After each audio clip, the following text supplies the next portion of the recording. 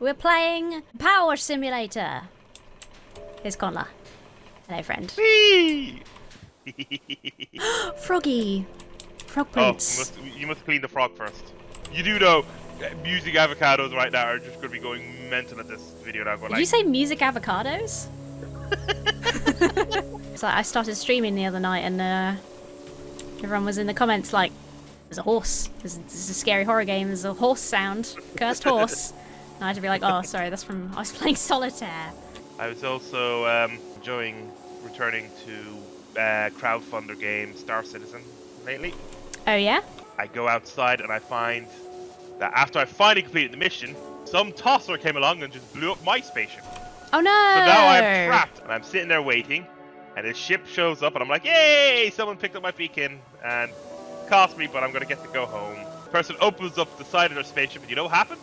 Got to put their spacesuit on. Oh, no. Yeah, this guy that opens the spaceship, she walks out and immediately just doesn't make you think of waterfalls and the need to go to the sun and the need to go to the toilet. Yeah, I will probably be peeing like a lot during this. By which I mean leaving to pee. I don't mean I'm just going to be peeing like, while we're playing, unbeknownst to you. You can tell whenever I stop to take a sip of my coffee because I'm just sort of half brain deadly spraying a spot without really achieving anything.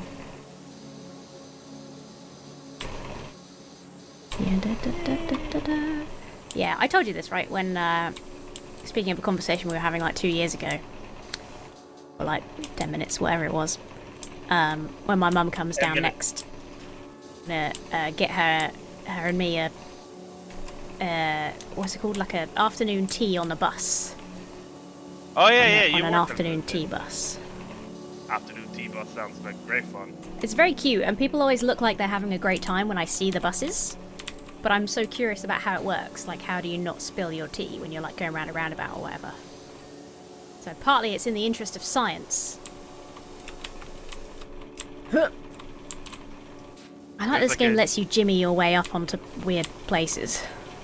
There's a D&D tavern in Edinburgh. I might go to that. I keep getting that advertised. Is that the one with the giant dice and stuff? Yeah! Yeah, I keep getting that advertised. Yeah. Right, So wait, is it not in Edinburgh then? I thought it was getting No, it's in Edinburgh. Because every time I look at it, I'm like, yeah, that's awesome, but it's a bit far for me. I wonder why it's advertising it to you. I don't know. Maybe it's because of you. Maybe it's your fault. It's like, go visit your friend Connla. The two of you can go to this together. I mean, that would be great. We should do that. Fish, fish, fish, fish, fish. We're off to Manchester for another wedding soon. Oh, wow. Oh, yeah. Simon of Manchester. Ah, I like Manchester. I've not been for a really long time.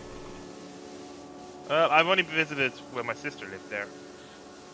Sadly, she doesn't live there anymore, so I don't have an excuse to visit as much. Yeah, I've not been since I was a sprog, my visiting family.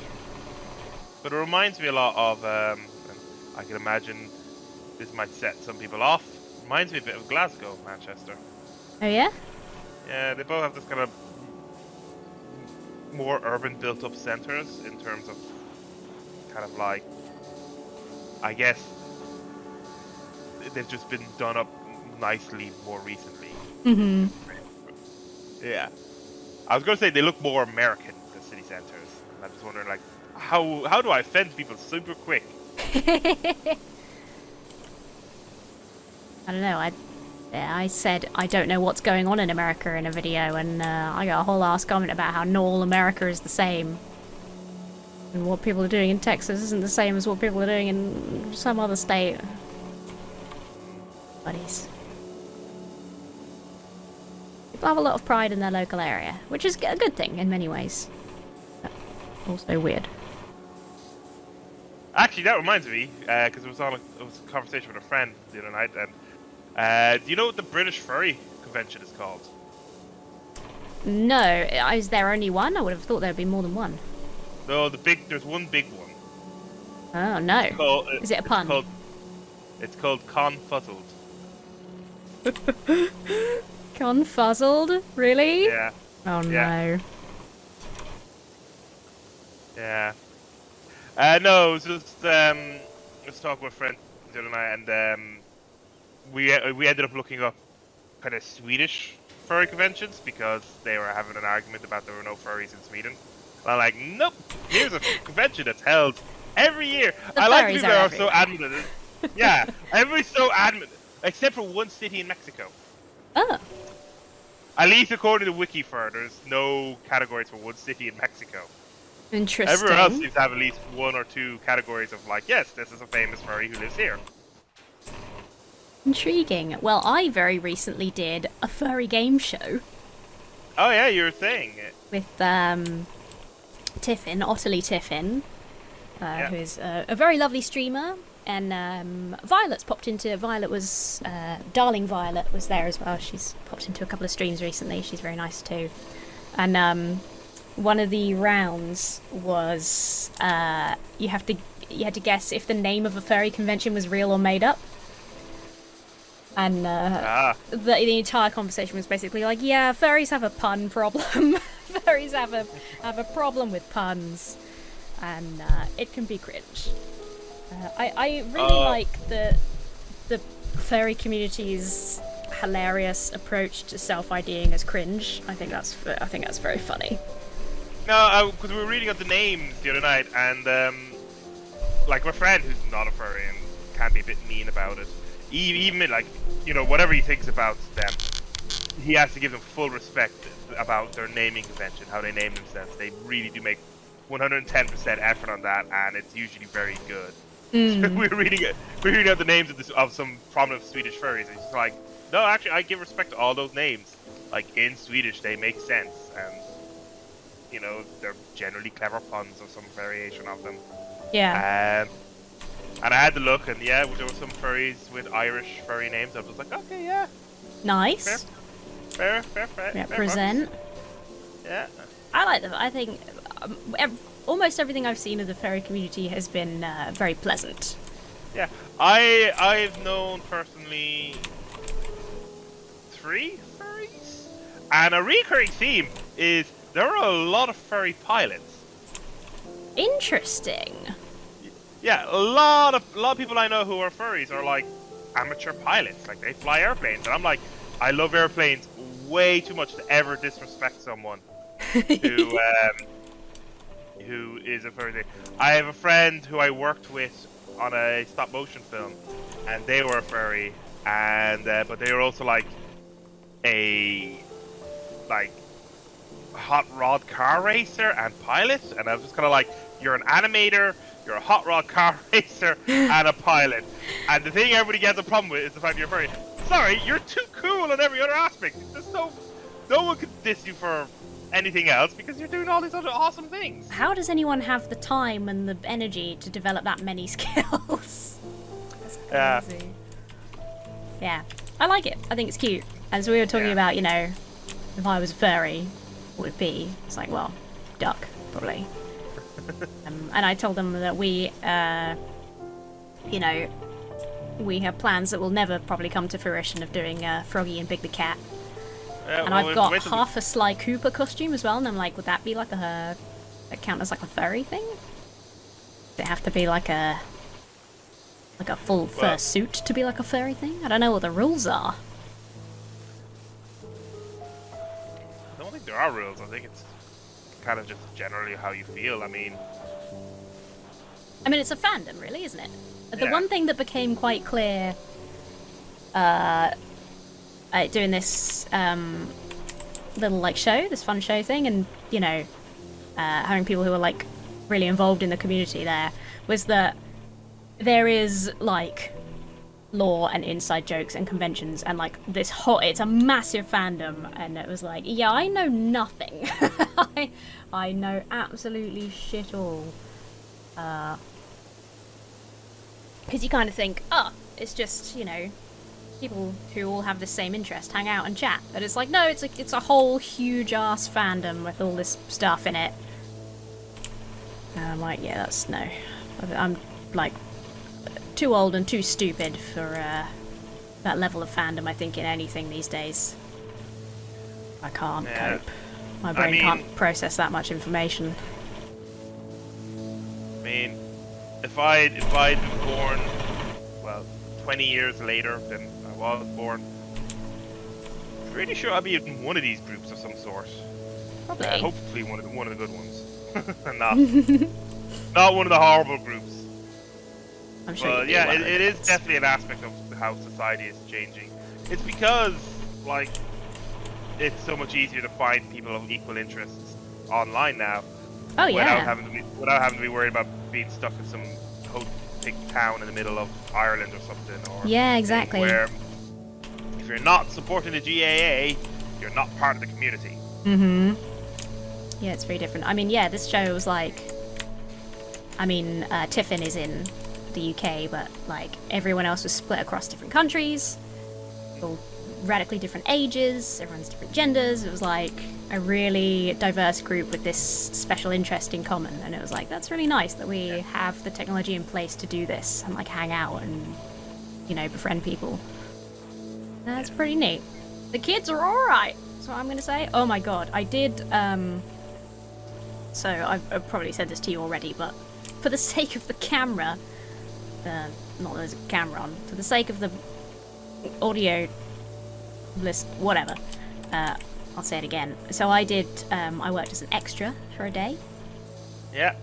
On a popular TV show, which I shall not name until this season comes out.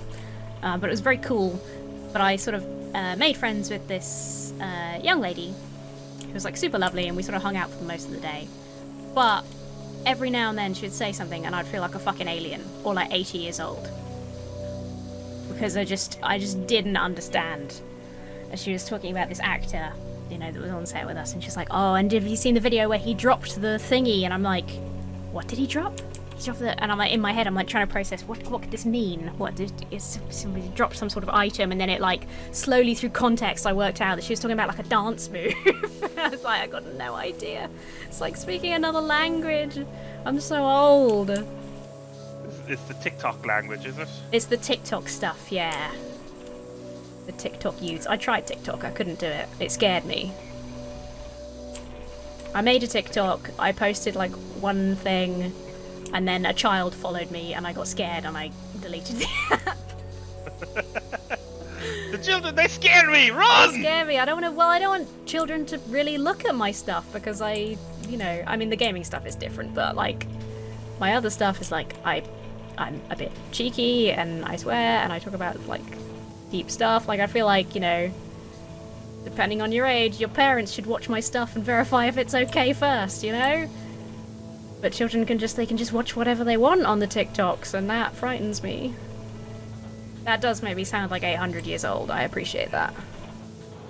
The thing about TikTok is, I don't know what actually happened with. Do you remember Vine?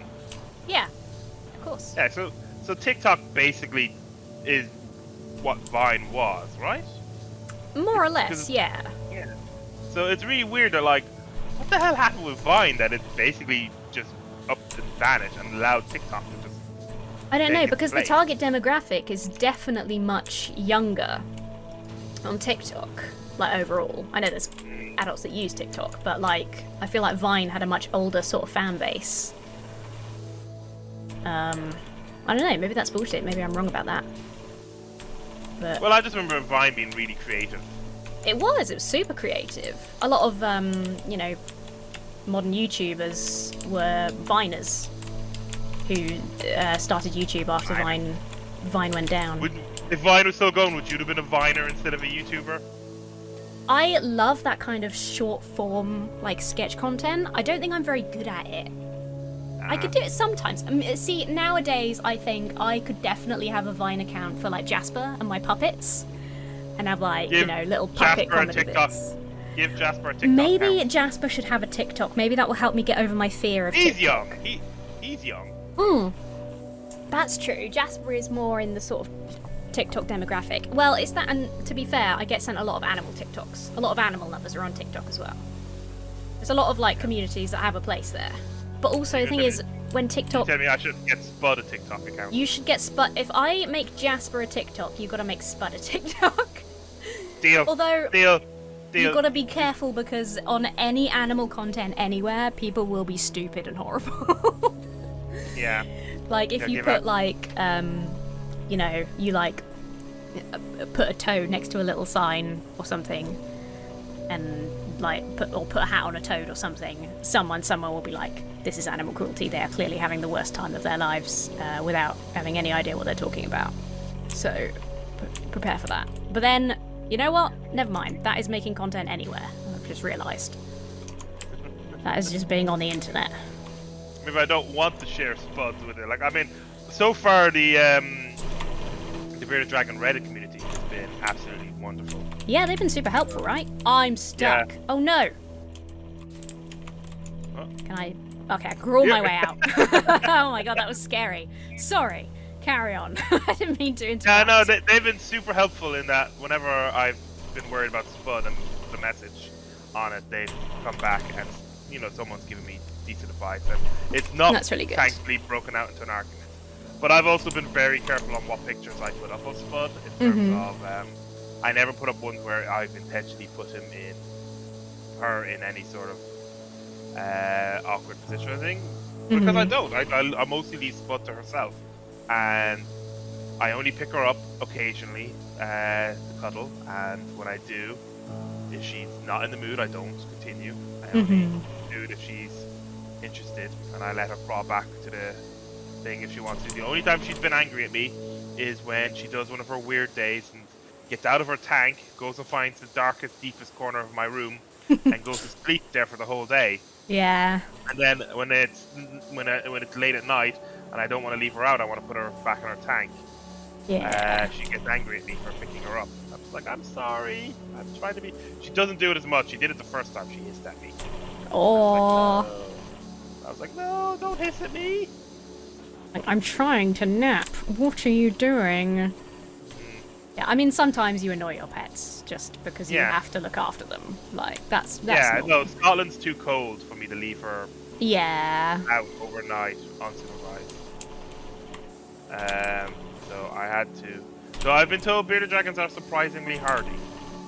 Yeah, I think they're supposed to be. I think that's one of the reasons why they're quite a good sort of beginner, you know, quote unquote exotic pet. I don't know if they count as an exotic pet, do they? I'm not sure. But they're supposed to be like quite a good beginner one. I think also because they're one of the few lizards that don't mind being handled and are more affectionate than others. Although that varies from lizard to lizard, obviously. Yeah. Spud's not been super affectionate so far. No, she's quite a strong, independent woman, I would say. She lets me hold her, but she hasn't embraced full kind of cuddly thing. But also, I don't think I've done it the same way some other people have done it. Like, I've not laid down in bed and have Spud sleep on top of me or anything like that, which is what a lot of the bearded dragon TikToks and Reddit posts seem to be. Where it's just someone chilling in bed or on a couch or something and just left their bearded dragon on them. I'm like, I don't do that. I pick her up, I cuddle, and then if she wants to go back to her tank, I let her go back to her tank. I'd be like, I'm always nervous when I see those things. I'm like, I would probably like fall asleep and then roll over onto them or something. I don't know. I'd be too paranoid. I really want some froggies though. I really want some African dwarf frogs. Yeah, the reptile place where I got Spud, they're now doing frogs. Oh. Got lots of frogs and spiders. Oh, spiders are lovely. I could never have a spider because Matt doesn't like spiders. Yeah. I was tempted to send a picture, but I'm like, yeah, I don't think I should send a picture of a tarantula to Emma because it'll end up getting to Matt and Matt will freak out. Yeah, Matt's not the biggest fan. Although he's being much better with house spiders. He's becoming friends with the house spiders, which is nice. As in, he's not killing them straight away. Well, he sort of nervously watches them. But then, like, he's sort of, as he's nervously watching them, he's like, oh, they're cool. They're doing this cool stuff, you know? And they sort of become buddies, and it's, you know, this is good. This is great. Because they had to redo the whole carpet in my hall, I lost my toilet spider buddy. Oh. There was basically in the door frame to the toilet. There was a spider who lived under the carpet. And clearly popped out to grab things and bring it back to this little carpet hiding spot. And but they pulled up the carpet, and I've not seen them since. So I don't know if they've been scared off at the loss of their carpet, or they went with the carpet. Yeah, I might have moved off to a new home. My grandparents were talking about in their old house, before they sold it, they filled in the pond. They had this koi pond, beautiful koi pond, absolutely lovely. Love those koi. Koi, a lot of work to look after, especially as you're getting older. So they, sold the koi and filled in the pond. But apparently, once they filled in the pond, they didn't really realise how many frogs lived there until, they'd emptied out the pond, and then there were all these confused frogs, like, sitting in this dry pond, sort of bouncing around, like, where's our pond gone? We were sort of talking about it, and everyone got sort of quiet, and I was like, I'm sure they found a new pond to migrate to. We're like, yeah, I'm sure, yeah, it would have been fine. They would have found somewhere else. But frogs are very hardy, yeah. And we're like, oh, the frogs. I hope they're okay. Oh. Ah! I can climb. I can climb. I feel like we're doing a good job here. I feel like we're making good progress. We're over halfway, I think. Yeah, we're 55% of the place cleaned. This reminds me of freaking, the Isle of Wight. Have you been to the Isle of Wight? No. Oh! It's a very, touristy little island. Yeah, they're part of the UK experience I've not had. Like, I've not gone to Blackpool. I've not done Blackpool either. Isn't that meant to be like a pretty childhood? Shocking. Yeah. Well, see, my mum and I always went to the Isle of Wight for our holidays, and it's either you're wealthy and older and you retire to the Isle of Wight, or you go there for music festivals, or you go there for the kid-friendly stuff, which is a lot of the tourist stuff. So there's this place called Blackgang Chine, which is basically a little shitty amusement park, but it's the sort of best. The kind of best thing we've got in the UK for that sort of thing, or at least around that area on the south coast. Me and my mum could just walk on the ferry and get over really quickly and stay in a little hotel and go to Blackgang Chine. And it was all last time. Blackgang Chine? Blackgang Chine. Yeah. Don't know what it means or where the name comes from. Never thought about it until just now. But last time so Mum and I went when I was 18, as hey, let's go to Isle of Wight and see the see the stuff we used to look at. There's a little miniature village, there's a mini version of this village. It's called God something, Godwin something. No, that would be cool, but no. But there's a village where there's a massive miniature of the village in it. So we were like, yeah, Isle of Wight, we'll go back and see the stuff that we saw when I was a kid. And it's exactly the same. When I last looked up Blackgang Chine, it was still all of the shitty 80s animatronics that were there 20 years ago or whatever. And just there's a Wind in the Willows thing that I remember thinking was very scary as a child, but also very cool. Just because it was very dark. Yeah, it's a Wind in the Willows.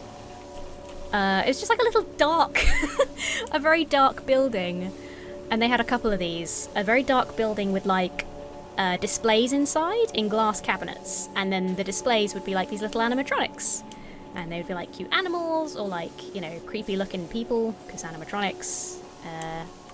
I'm making it sound super shit, and it is, but when you're a child, it's so awesome. We're doing the snake together. Oh, yeah. Where is it? There he is. Snake. The googly eyes. Get under your chin, buddy. There you go. Not done? Oh, there we go. This is cool. I really want to go, Crazy Golf again. I haven't been to Crazy Golf in a while. I have to find out what's the biggest crazy golf course in the UK. I have to look it up.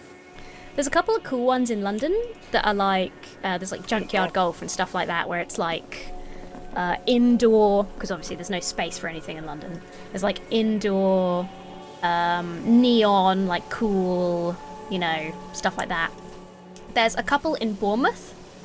There's one that is relatively new. My friend took me to it because we love Crazy Golf and it was new and exciting. And it's dinosaurs. And it's a big outdoor one with loads of different dinosaurs. That was cool. And then there's I've been to a couple where you have 3D glasses for bits of it. What? How? Why? I guess they were like I don't remember very well. I guess they were like screens or something that, you know, benefited from you having 3D glasses on. Very strange. We should find out what the like biggest and most impressive is, and we should go to it. And do a live Emma plays. Yeah, that would be a fun video. Real life crazy golf. It's crazy. This is the problem though, is that we keep coming up with fun things to do, and I'm like, I need another 5 channels to do all of these things. There's no time for any of this nonsense.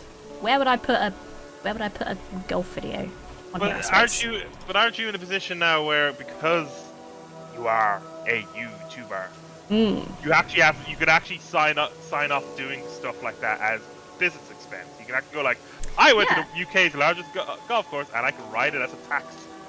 Yeah, I mean, like if it was solely for work, then travel and stuff would probably be a business expense. I'm quite like conservative about stuff like that, which I know is not how you're supposed to be, but I'm always paranoid that the tax man will come around and be like, this is so weird, you have such a weird job, is this really business? I had that the other day. I had to speak to the fraud line at my bank, because I got a new bank account for the business. I got a business account, and I decided to just transfer everything I'd earned over the last year to the new account, start fresh, have my business completely separate from me as a person, just to keep track of finances and stuff easier. But it was obviously like a year's worth of earnings, so I had to like speak to the fraud team and be on hold and all this stuff, and the guy was really, really lovely and very helpful, but they have to check like every other sentence is like, so can I just confirm that you weren't asked to transfer this money, it's not a scam? No, it's just me, I'm a sole trader, and what's the business name, what do you do? And I'm like, the business name is my name, and I make, it's a multimedia it's my fear is that someone will ask what I do. Yeah. Because, like, recently the term content creator has become, like, people are like, oh, no, don't use that. It, like, sort of diminishes the job or something. And I'm like, I need another term, though. I need to tell me something else I can say instead, then. Because I don't know what to say. Online critic? Online person. I don't know. It's complicated. My hairdresser knows I do. Should we do the dragon? Oh yeah, let's do the dragon. I'll start from the tail. You start from the head. Okay. My hairdresser knows I do Star Trek fan films. So every time I go in to see her, she's like, "Oh, have you done any more Star Trek filming?" I'm like, "Oh yeah." It's a weird life. It's a very weird life I have. Good though. Pretty good. His tail looks like a tongue. I guess that's to match the tongue if the ball has to go through the hole. The question is, have they actually modelled the whole interior? Yeah, would this course work is the question. Feels like it would. It feels pretty good. I don't know. Maybe it's based on a real one somewhere.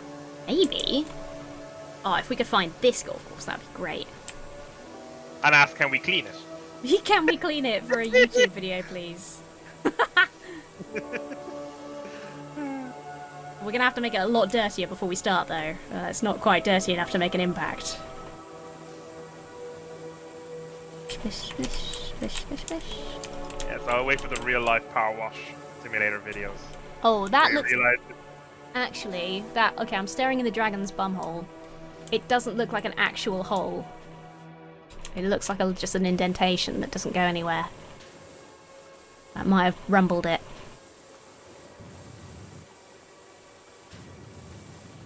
I believe you're right. Yeah. We both trialed it by spraying water into the dragon's bumhole. Confirmed. Well, that's a shame. But it's still cool. I don't blame the game for not making a working mini golf course. Not unless they're also making a mini golf game separately that they're going to release after this. Then, yeah, get all the work done in this game and then make life easier later down the line. True, true.